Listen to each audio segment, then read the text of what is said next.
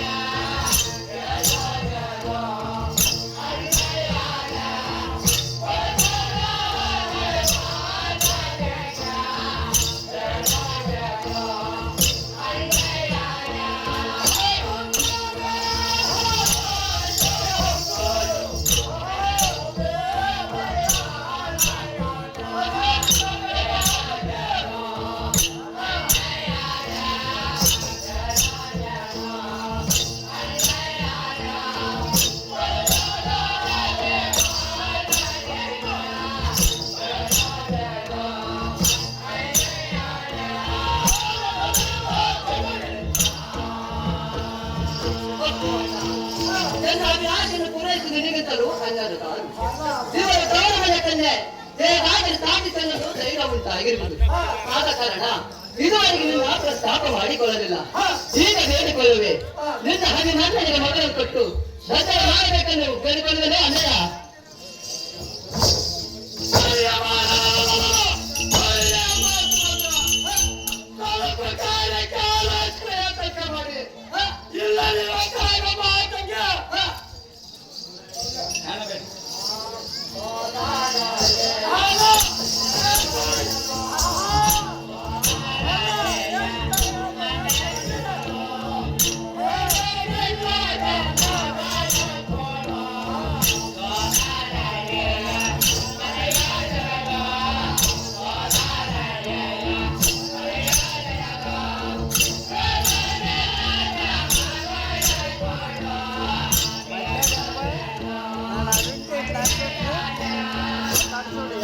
जागने नाही का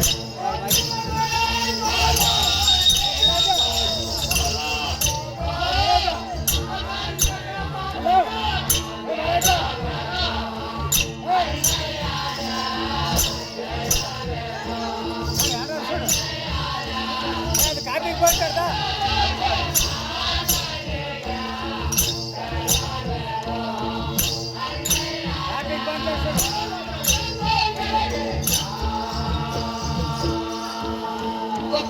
ಕಾಳಿಂಗ ವೇದನ ನಿನ್ನ ಮಣ್ಣೆಯಿಂದ ಬೆಳೆದ ಸೋದರ ಅಳಿಯನಾದ ಅಭಿಮಾನ್ಯನು ನೋಡು.